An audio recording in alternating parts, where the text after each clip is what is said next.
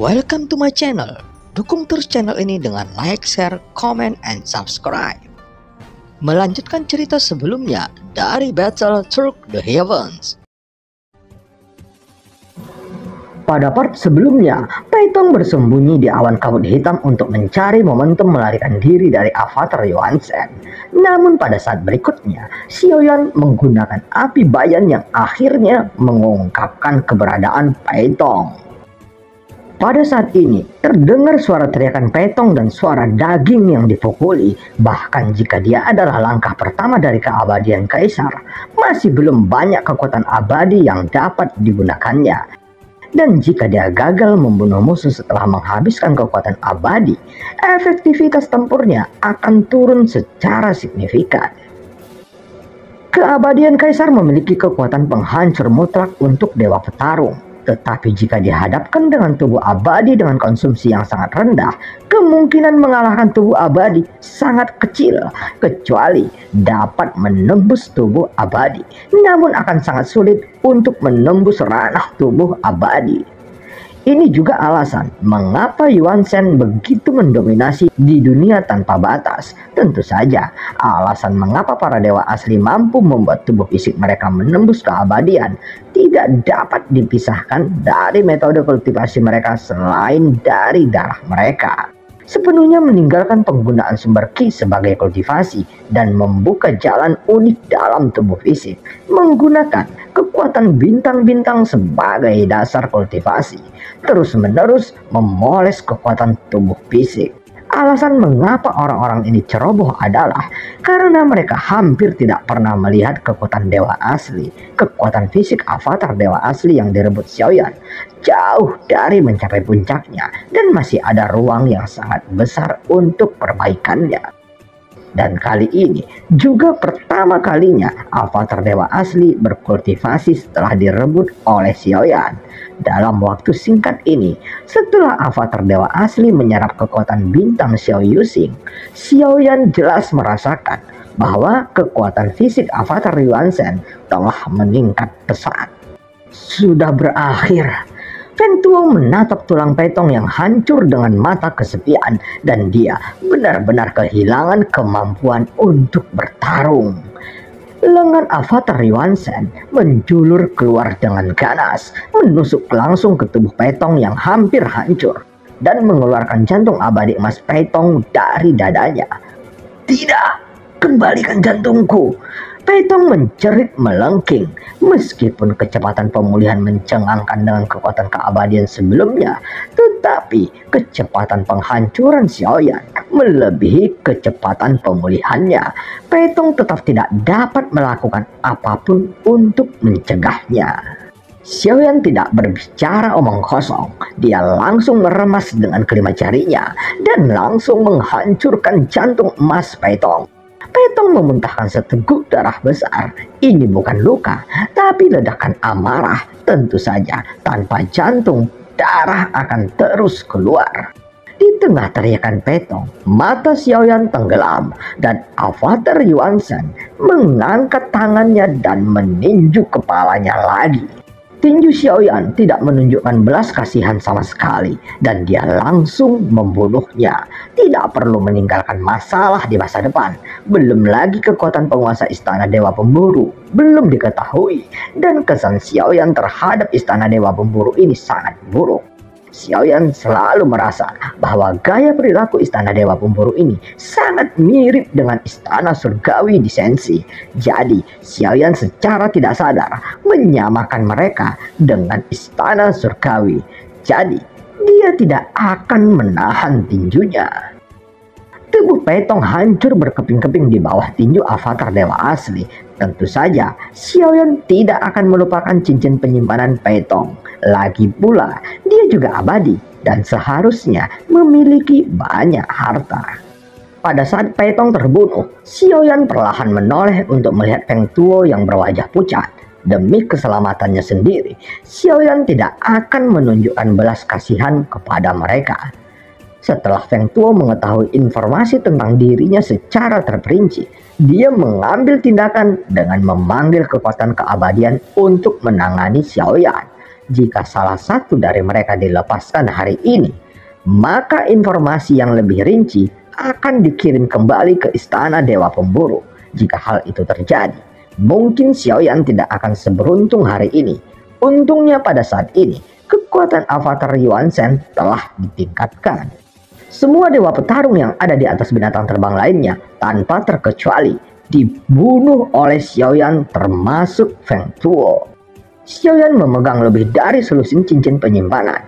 Dia tidak memiliki sedikit pun kesenangan di matanya. Jika mereka tidak berniat membunuhnya, maka mereka tidak akan binasa. Hidup tergantung dari kekuatan, dan itu adalah seleksi alam. Hukum besi ini tidak dapat diubah, tidak peduli di dunia mana ia ditempatkan. Seperti yang diharapkan Xiaoyan, kedua orang ini memiliki lebih dari 50 miliar pil Shen Yuan Qi. Hanya mereka berdua yang memberi Xiaoyan 100 miliar pil Shen Yuan Qi. Dan ini menambah perbendaharaan sumber daya untuk persiapan perang.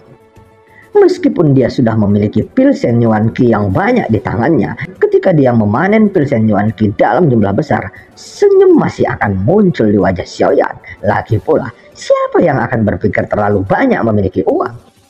Menurut kecepatan dan pengumpulan ini, sepertinya istana Dewa Pemburu akan memberi Xiaoyan pil Shen Yuan Qi dalam jumlah yang sangat besar. Setidaknya ketika Xiaoyan kembali ke dunia sensi, itu pasti bukan setetes air di ember, tapi jumlah yang mencengangkan. Yang dibutuhkan dalam perang adalah sumber daya, dan apa yang dilakukan oleh Xiaoyan saat ini adalah mengintegrasikan sumber daya.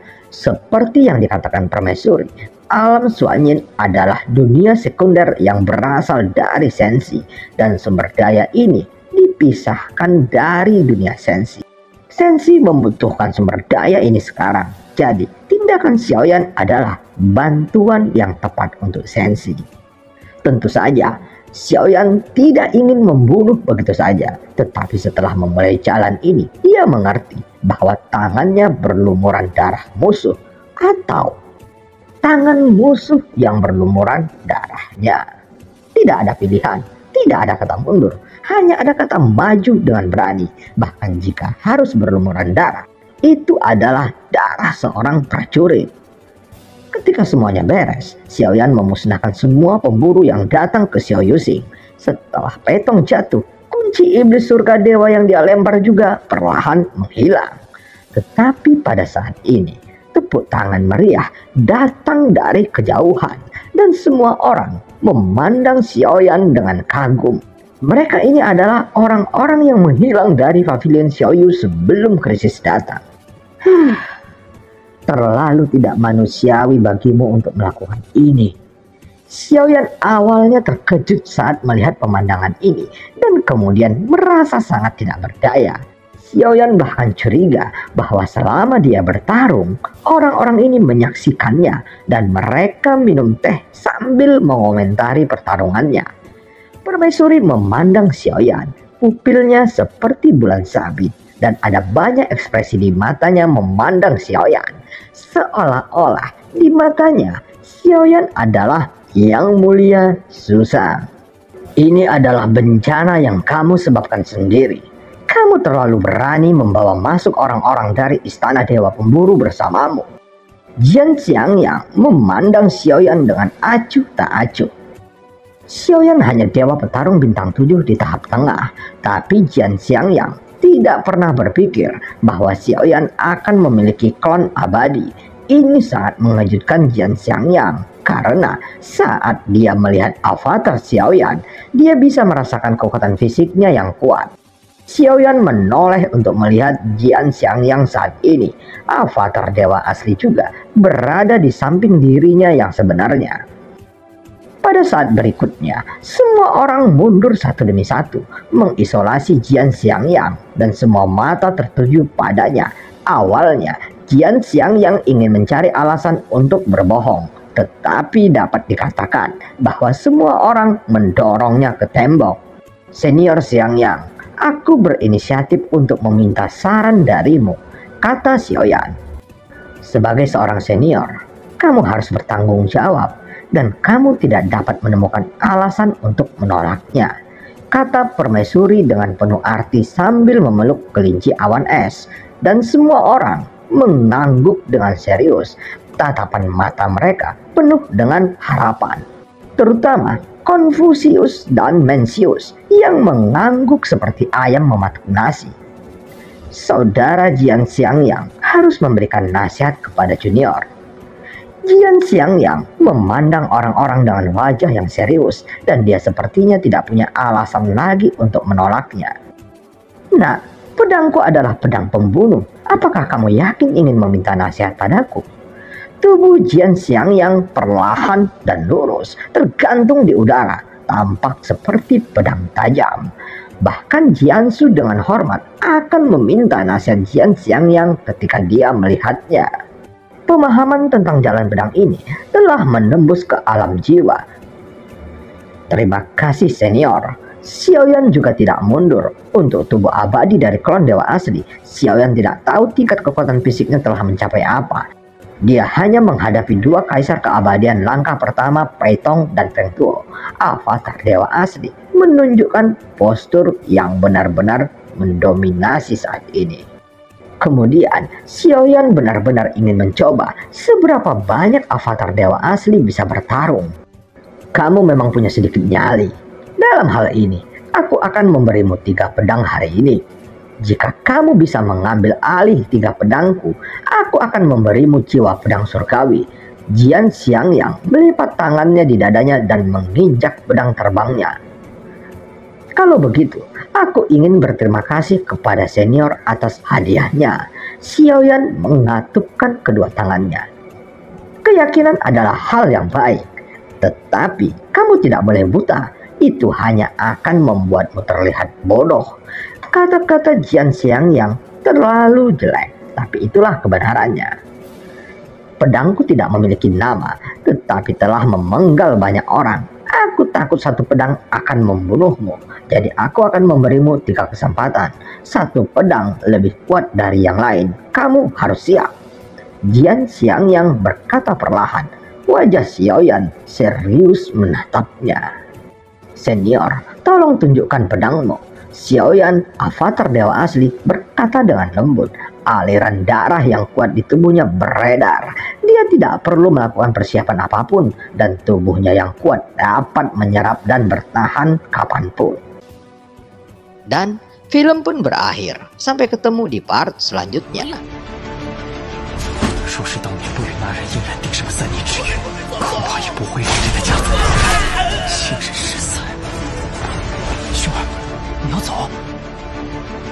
一旦被他们锁定了位置，我们俩都会性命堪忧。所有的迎战，只为了这一天。我已经等待了太久。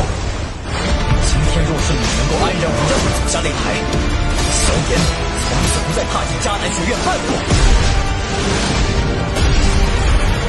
他迟早会发现的。既然如此，就给他一个惊喜吧。今天我不会让你们2人彻底的闭上嘴。就算他还活着，你们之间也绝不可能。